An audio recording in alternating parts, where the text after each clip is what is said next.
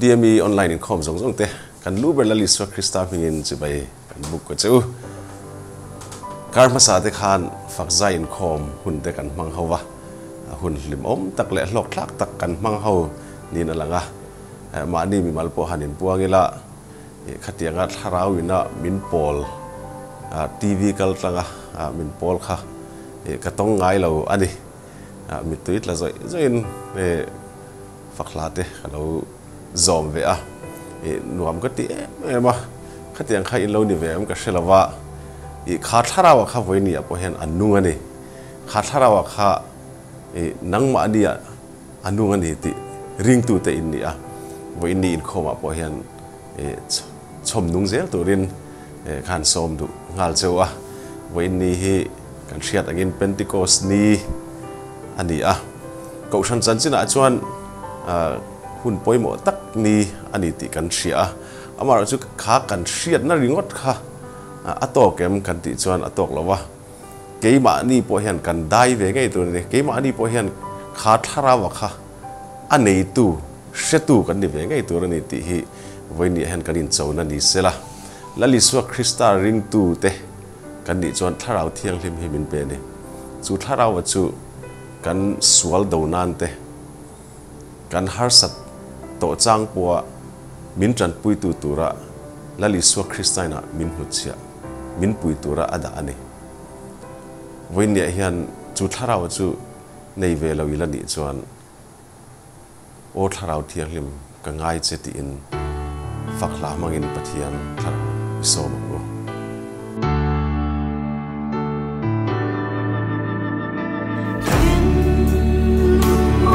Hãy subscribe cho kênh Ghiền Mì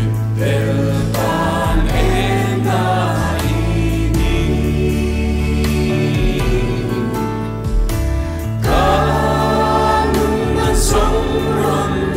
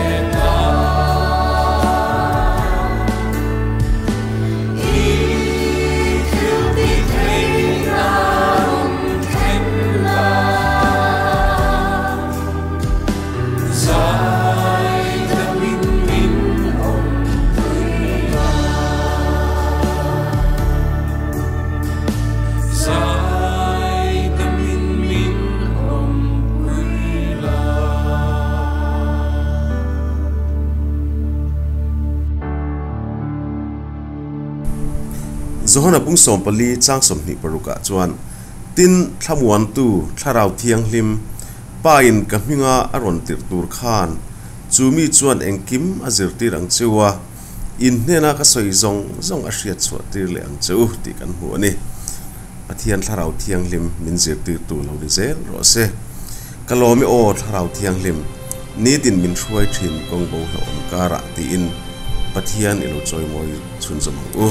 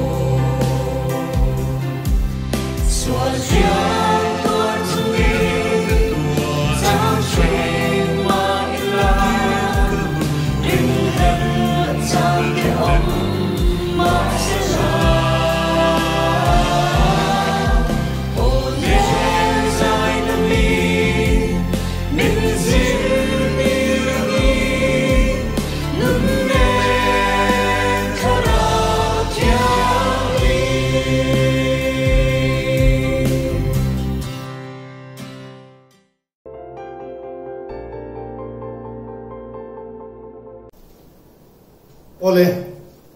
voina Pathian sarau thiang lim lo chen nani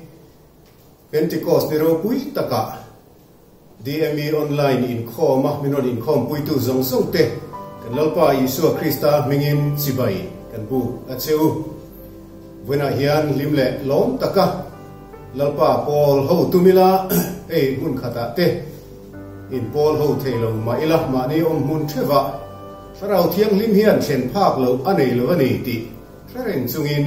lim takin lalpa kan Paul ho don nia masain Pathian le ka buthiang lim lo chiarila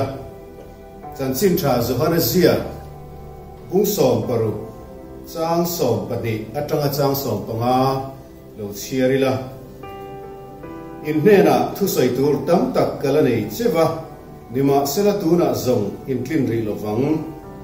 nima sela ama tharau dik tak chu alo thlen hun chuan thu tak zong songa chuan a hruai lut ang cheu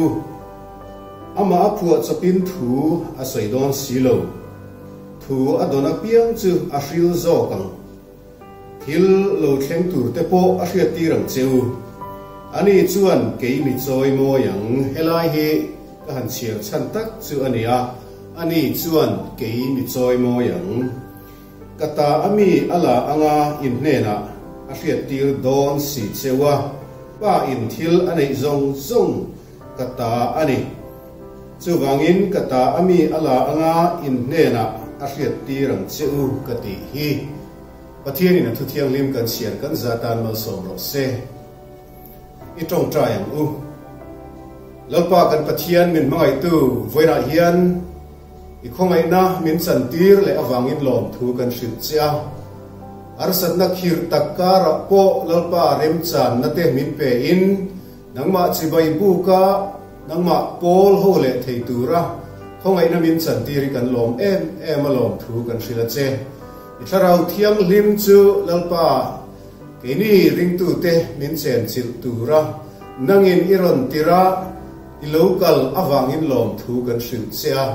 voina hian tharau thiang lim in puan chuana ro pui tak keima ni chan zon theva nangin min don thar tir le theuh turin kan lalpa Yesu Krista mingin kan di la che amen ole thil dala kan kal zel ma in kan hriat tur poimo te han puang turin kan secretary ilo somang u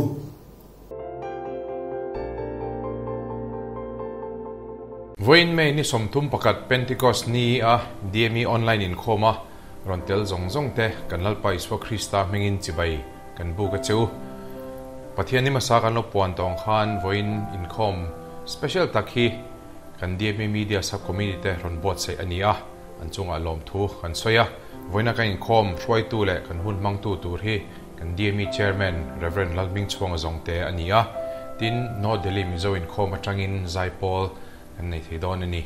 voin Inkhawm a hian Pathian tharau thianglim polna chang thar le torin kan vain in bot sayang u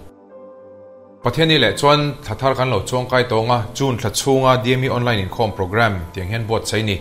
DMI committee in alo relangin thupui zir ho tur nia kan thupui tur hi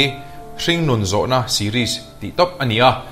keima ani khovel nuna te le kan ring tu nuna te zo na sang kan lo nei thin te chung chu Pathian thu atanga chhana kan hmu te kan zir ho dona he kan zir ho tur hi Reverend Lalhmingchhuanga Zongte le puwan lol fel chong thuin min kai hroi don ani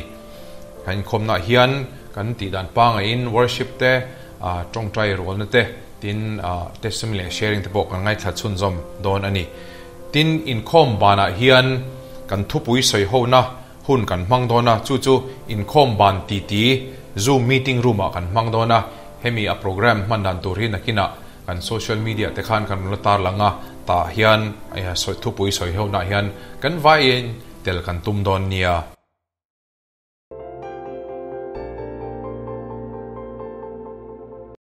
Alom ome tuna hian Zaipawl turin North Delhi Mizo Inkhawm an lo somanga anin buat sai na te Pathian ro puinan an hlan ro se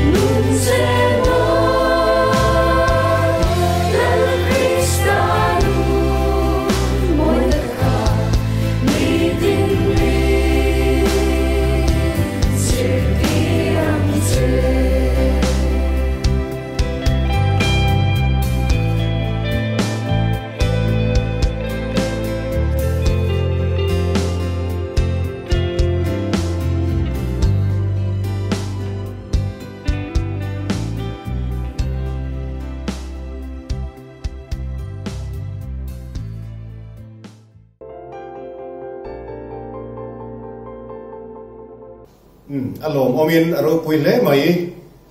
Zaipawl te ronggol na lalpan kan zatan malsom ro se kum sam ni don lai kalta khan tharau thiang lim chu ring tu te min sen sin turin alo hlenga alom om hle mai ti ro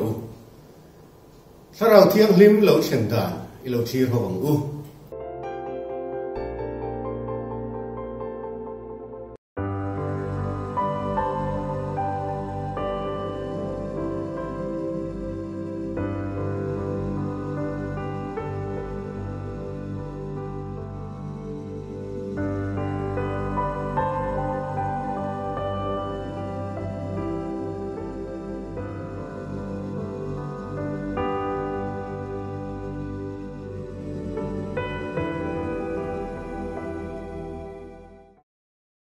Katia kan lalpai su Krista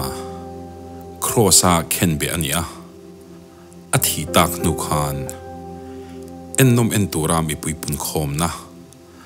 atuar tu tan ro mun rap thak bernisi kalvari tlang anti chu a chen rual te tan chuan mun ruak mun khohara alo changta khania zui tur nei to lo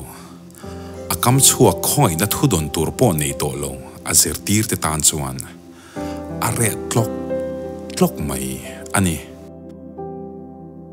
than ha ni le atuka te po chuan hoi ngai na po lo khopin engkim mai kha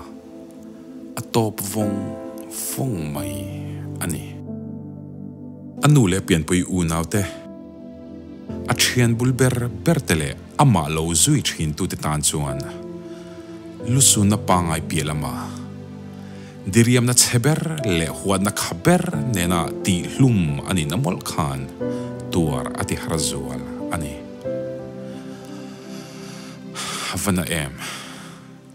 avarun thak te lul em chu mai ni lo van tlang huat ron I suwa zui tu te an ni wang khan an nunaral tri ema lau na kara mi te chia tok ang po ni lovin an lusun na takngial po tilang ngam lovin arukin an mitui an sunge yang le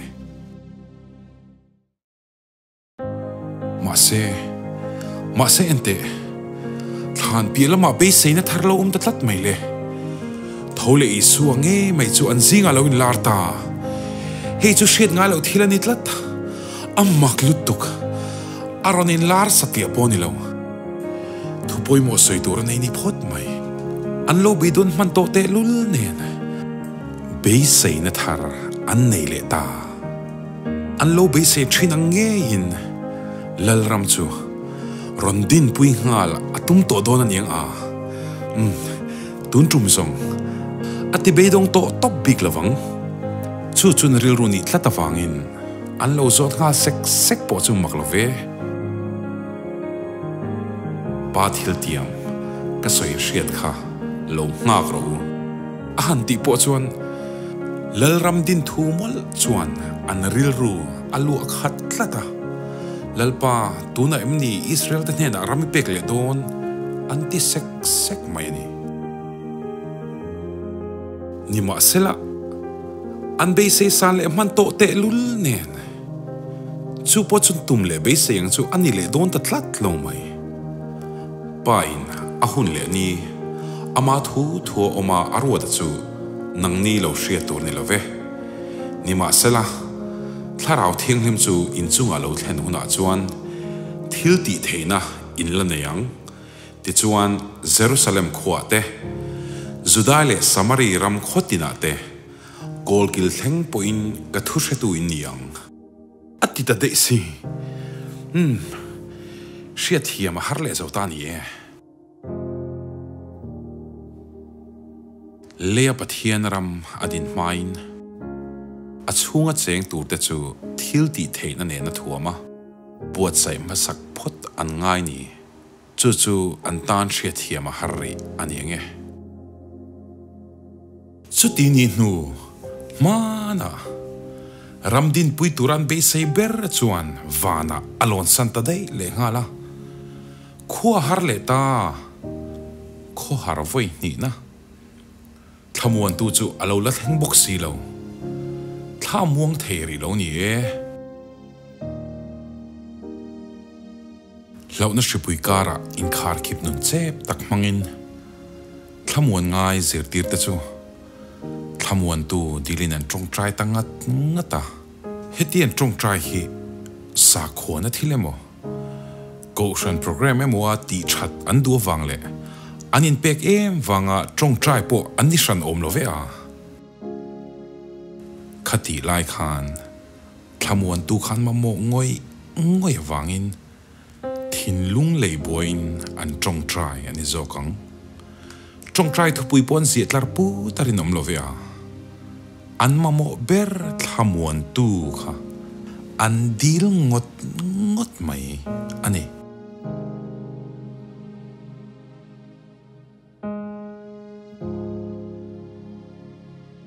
unaw teu keni poi trong trai ve tengu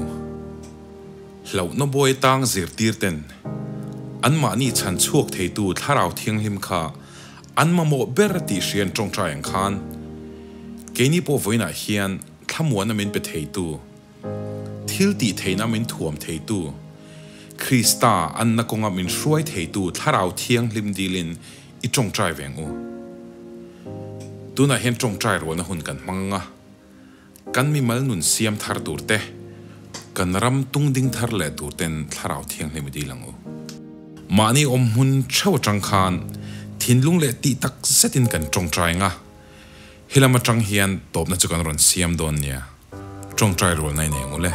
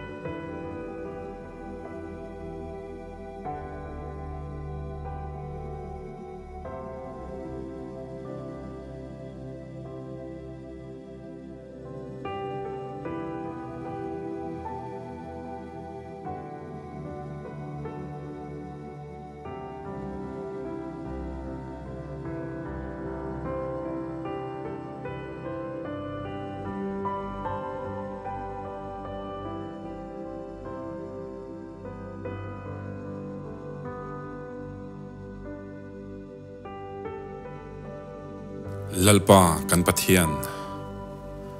nangni misual ma in fa ta thil thapek na chang in hriat chuan in pa vanami chuan adil tu te chu tharau thiang hlim awa pedon em iti kha kan hrerenga voina hian min pe ki chak ber tharau thiang hlim nge chu Isu Krista hmangin kan dil che amen hun le ni te lo herzela zirtir te mun khata khoma thinlung mun khata beidung lowan trong trai thin lai chuan Pentecost ni alo thlenga hei hi ai gupta salatang juda te hruai chua an ni hriat reng na kut kum tinan man thin kalhlen kut anti an man tran ni fiber hlan ni anti boka tanga chiara ani somnga na chi ani sivan thani rukna alo thlenga chumini chuan an trong trai lain zingdar ko vela thok le khata an omnai na chuan thlipuit le ang main alorita hum maya a ro puilutuk arap thak boxi vana changa lo tle ni si in an omna pindana chuan atle hum loi si chuti na kalai chuan tharau thilpek mak tak mai tu mala hriat ngai lo te chun dong chok chil ta ngala trong danga trong thei na thilpek te chu mei al atang lo chuaka in sem dar tang main mitin ne na chuan lo thenga ari khian ari tanuai maya afamak em hei chu thil makani tak zet mai an thom hrian mi puin lo pung khoma chung mi pui lo pung khom trong sang mang tu nam chitin reng te chuan zirtir te thu soi chu an mani trong thevin an hre thiam vek maya makti lo rual ani lo chan na si lovin zo na anin zo ton sup ringot mai ani achang tu tan po makania achang tu ni lo alo thir tu tan phei chuan hria thiam ngai na lo reng chen khat phei chuan zuruyan ngai hial ni kha chu tianga an boi nuai lai chuan ngai te petera huai sen thar thut alo ding hluai tharau thiang hlim lo thlen rual chuan isuan alo tiam tongin isua thu hretu ni theina thilpek chu adong tange mai le isua mel hriat tu ni po ngam to lo hnu khan isua in khen beange kha Pathian in lalle Christian form in the siam ta ti Israel nam tinin shemol rose ati ta pia maya mishing hi alo vain thak chian thei ngai em tero isua azui ma khan thu soi mi ani shran lo lendeng mi ani isua azui lai po khan isua sarmon angai thlathin ani maya hun changtu ani ngai lo isua thu soya po khan hria thiam lo anei ve fo thin jok nge ni khamule chutiang mi chuan sarmon a han soi ta te renga hi a sarmon masaber ani nge yang ma se ti chan lo lam hi alo ni ber lo hun chan voi khat na ni ma se tharau thiang hlim na tho awang zokin khovel chan chin sarmon ro pui berle thil ti thei ber te zinga mi asoi tlat si ani tharau thiang hlim a han che tak chuan angai thatu te poin awa soi tha em anti mai lo unaw te u engtin nge kan ti ta khang ante zok ani kha ti tur ko mu an nuam ngotang chutiang takaril ruin hong an ni awang chuan veteran sim ula in sual ngai dam nan isu Krista hmangin baptisma chang ṭheuh ti chuan tharau thiang hlim pek hi in huang atiam khanang ni tan po in fa te tan po hlattakami zong tan po lalpa kan pathianin a hnena a ko piang te tan ani ahan ti po khan mi sang thum zetin baptisma an chang tareng ani kha avaro puiem tharau thiang hlim chu alo thleng ta tak zet ani lalpa chu fakin nomro se amen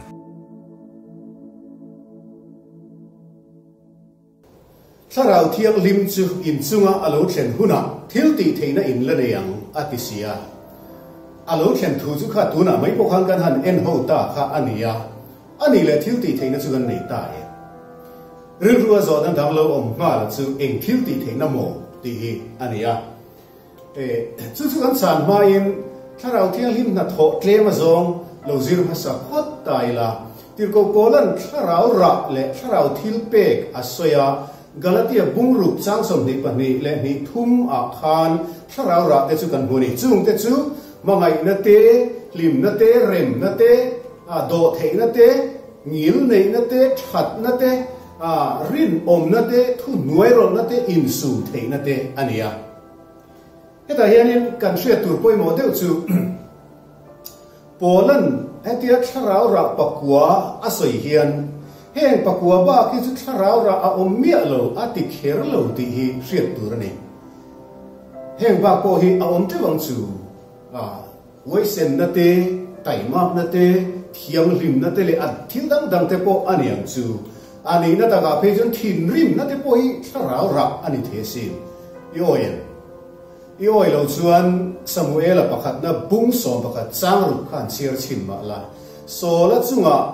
Pathian tharau alo thleng ta chiam maya na satakin athin urta thuta ti kan hu kha tharau mi po la po mi an tru kin ka velo ngayam ni atia Mizo trong hian kan han let nem mai zo po a thu om zedik taka chuan mi an tlukin chung rila thin urna in ka alpha lo ngai ni tina ania isu po a thin ri masin siam takin voi khat chu kan muwa hundanga te po bidang azil haw na le diklo na amu chuan a thin ur thina ni ti kha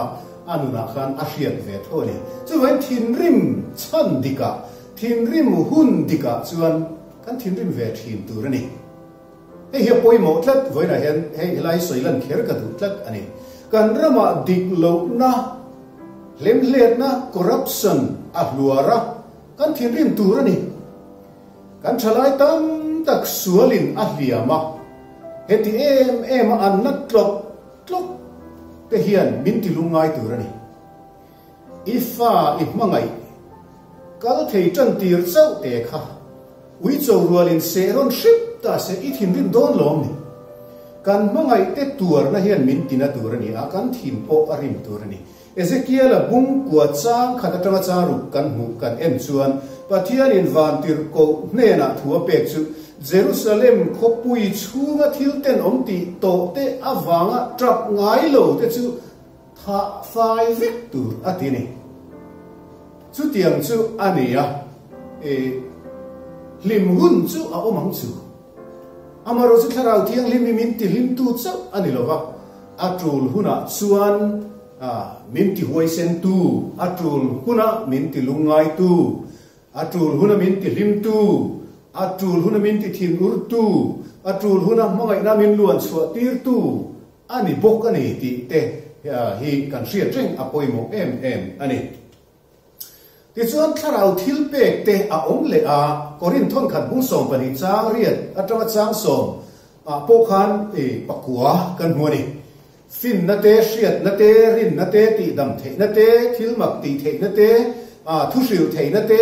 tharau hriat dik the na te trong chi sang sang thu sei the na te trong hriat lo hriu fia the na te chung te chu kan hua hi helai pakua alista hian aron tarlan awang hian ziak tu then khat le soi tu then khat chun tharau thilpek pakua man ti le ngot thina ma se ani ngot chia lo chu tiang chia chuan mun dam taka tharau thilpek Bible kan hua tin hemi bungla la po chang som ni pariat tha te kan chiar chuan tran pui thei na te ro rel thiam na te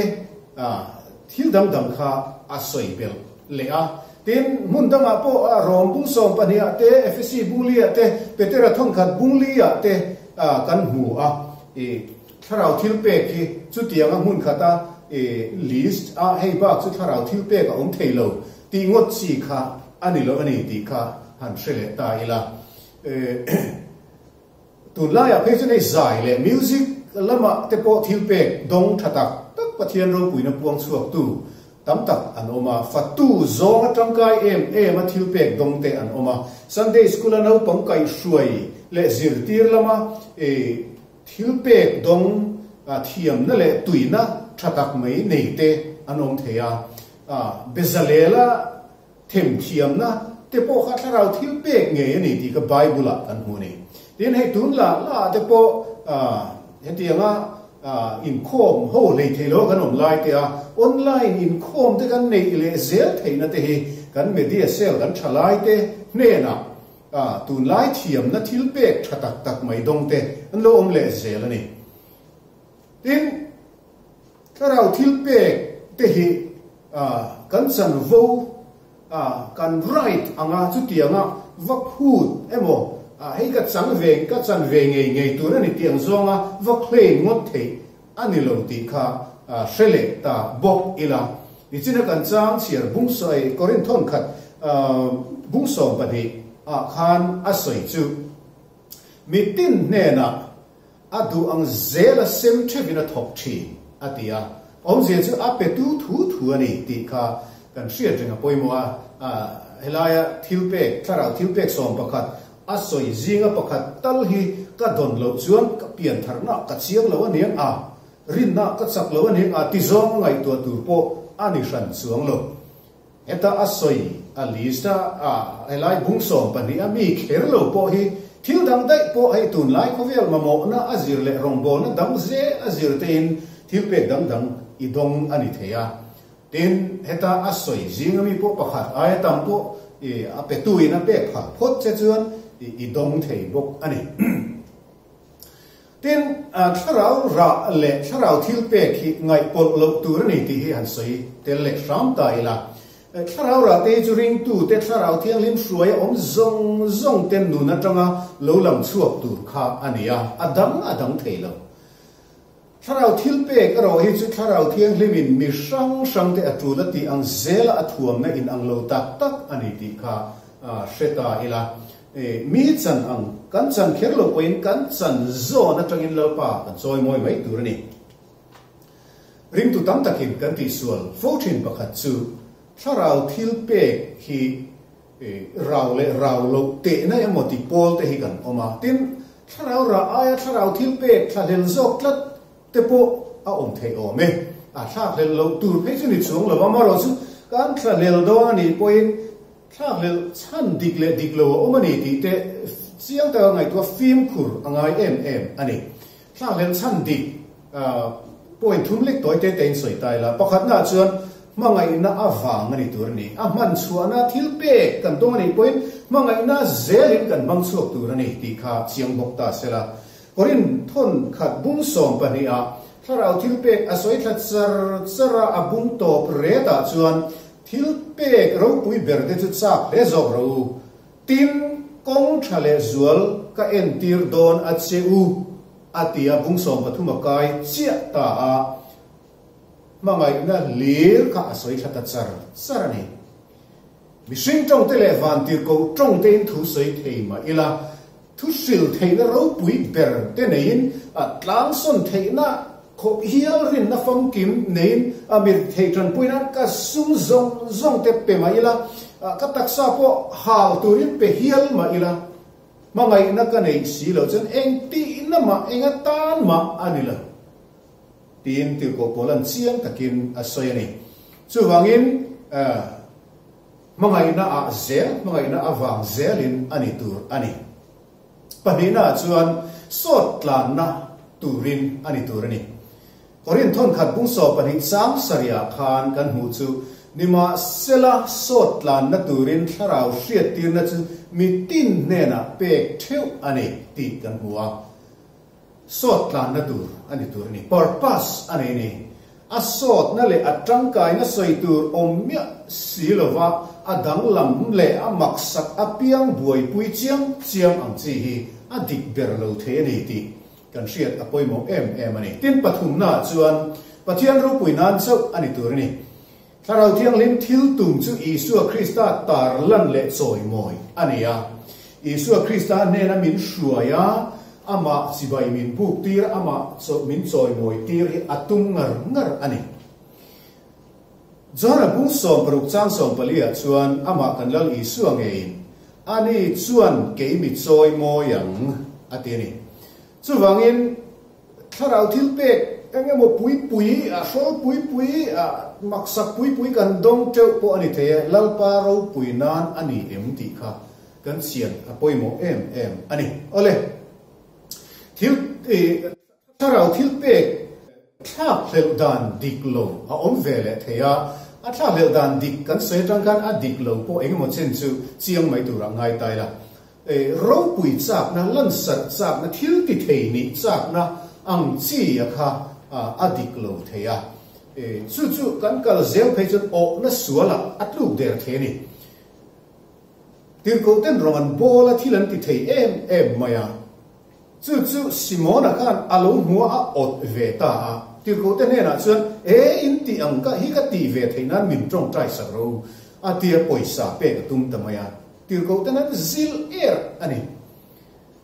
khatiang khan a chan wo a diklo khan a thak lel ve theya tin khata kan mia kal thui zel phei chuan midam te I sik na hial po a theng theya kan rong bol pui te ke ni aya pathian ina thuam bik anga lang le thi rong bol na mang bik anga lang sar zok anga kan mu te khan alo eat sik thea thik na khak na nun thalo tak mai kha apiang the ni chu wangin thla le dan dik lo hi la tak tak a oma chu kan film khur angai em ani tin mi don don lo awanga ma ni in mu niam ngot te tin kan don dong ve lo te zuk mu sit ringot te kha pal the ania kan film khur le angai ani chu tin tu te donemo kha ro pui pi griyo wa kan hriat chuan kha tiang lam thak le na le o na kan kal chuan min ko ulo na lama rong bol tum tlat na tho ho na te po buai na harsat na zok siam thei kha the ni ti hriat apoi mo khop mai ole kan thak le tur dik tak chu tharau ra zok he ni achan chu tharau ke mania ache na alal chuan ama zia ka kan nuna alan chu dona wangin ro puina hlu em ani chu kan thla le tu ring tu te kan than zel na tur kan gol pakhat ania poimo em ani amaro chu heta po hian ring tu te ra ani lova tharau mi te ra po ni lova tharau ra ani ti kha kan hriat renga poimo ara chua tu chu tharau ani tlata wangin tharau hruai si lova ma ni ra chua lo tum ve kha a lo thing du lo le ani te ro chu kan hriat a poimo ani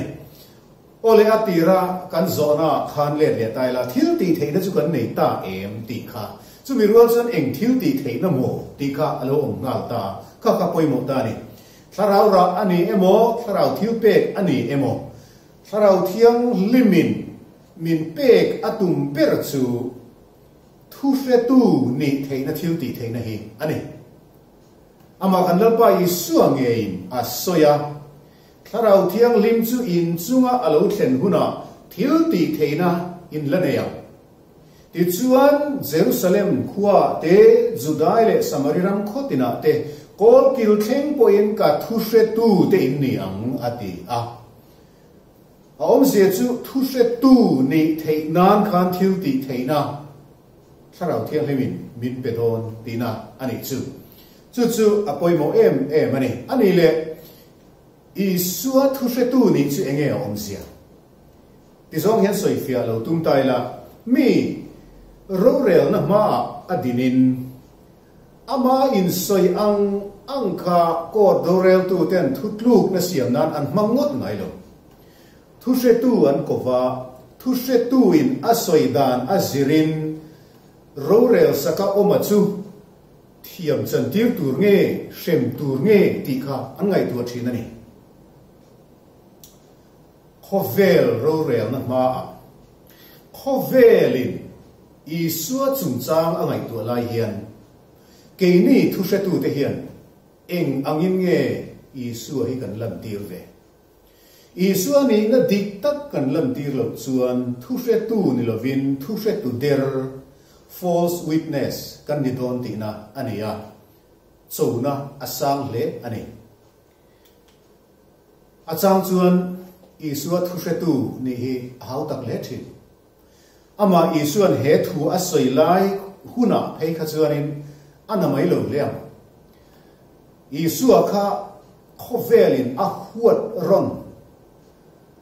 dam tlak lo thina a po anna theyang ber le mual pho theyang bera ti lum tla sawa angai a ati lum ania wangin azui tu te tan khan i suwa chu sual na nei lo khovel chandam tu ani ti han dim puya kha ana mai lo leng ti arin omani martar kha angai mai thin ani chu wang chuan ania thu fe tu ti hi greek tonga chuanin marturio ti ania tu thenga martar ti tong kam lo chuana bul hi ani tak nge ani chu vai amana tam ani voina hian tak sathil takin Christian ti du da na kan tuar kherlo ani the amaro chu kan ril rulama hian in dona a om thina za na te a du am na le a it na le khatiang khovela ang kan che na wangin i suwa thu fe tu ni hi kan ngam lo fo thin ani kan ngai Zongte bula te sum thiang lim lo tam tham deuh han nei mai theina ma anga te hian I suwa thu se tu ni ngam lo kha thil ong thei ania chu wangin tharau thiang lim thil ti theina kha kan mamo ta tharau thiang lim chuan I suwa thu se tu ni turin min thuama chu chu kan nun chua pui ngam tur ni atlang kom nan tharau thiang lim zara thil ti theina nei kan tum dan le ama tharau thiang lim kan beisei dan shim hi toy te in seile hek ka dua tharau thiang lim kan beisei dan hi ama kan hriat dana aim hat thui khopang liana chu sipai ani ti ka hriat chuan ama beisei dan pakhat kanei ngala in do huna po kan ram chan turin ka beisei ani thanga chu doctor ani ti ka hriat chuan ama beisei dan pakhat kanei ngala ka dam lo poin min en kol thei turin ka beisei ani chu tiang che chuan tharau thiang lim chu ama ka hriat dan azirin beisei dan kanei don ani bial pakhata kom line bial sung ko than HRUAITU te chana tan Bible le theology lama ran chan kan siama chu da chan zona pakhat ka ti tel chu tharau thiang lim hi tunge ani emo enge ani thumal pakhat chawin an soite ti kha an da tela ko than HRUAITU bial sung ami zong zinga tu ma in thumal pakhatin an non chang lo anon soi fia kual do veka tharau thiang lim chu Pathian minung pathum te zinga pakhat ania chu tiang kha tiang ania anon ti do veka ni ka phut le ka beisei em chu ko ran HRUAITU pakhat tal khan Pathian ron tinal se ka du le a lima sela tu anon ti silo nangpo voina hian ka zot ache tharau thiang lim eng angin ngei lo ngai thim enge mo thil mak dang lam ti ture mo min enge mo ti chiai min pol tura Pathian tir ka enge mo jen deu ang te hian ilo ngai thin nge Pathian ani ti ipome tharau thiang lim hi pa hi Pathian ania fa pa po Pathian ania tharau thiang lim po Pathian ani Pathian minung pathum hi in tluk tlang vek anni ti hi kan pom ani evangelical Christian ten Christian zong in kan ti theih ang chu wang chuan pa hi Pathian ani chuan tharau thiang lim po Pathian ani fa pa po Pathian ani khami minung pathum kha Pathian pakhat ani ti kan chiang ani chu kan soi tum chu hei hiani tharau thiang lim hi zedang lam enge motak thok tura Pathian tir ka ani ngot lova ko san ho min ti hlima min ti phur tu po ani ringot lova Pathian ania kan chunga thu nei tu kan nuna lal ani turania ama min hruaina kan zui turani zoram Christian ten tharau thiang limi kan nun HRUAITU atana kan poma a thu nei na hnuaia kan kun huna Isua thu se tu ni theina thil ti theina kan neanga chumi huna chuan kan ram hi ti dam ani ang Pathian in thu kan pon chu tak te kan zata no som ro se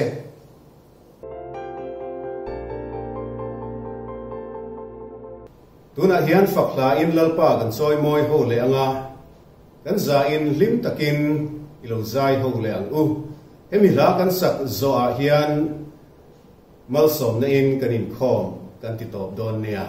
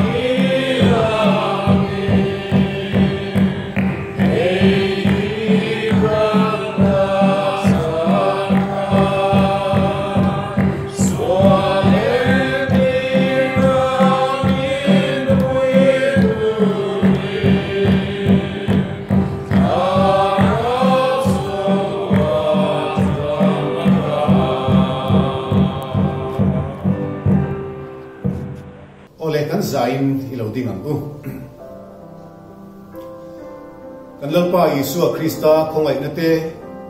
pa pathian mangai nate harau thiang lim pol na le hruaina du om takte chu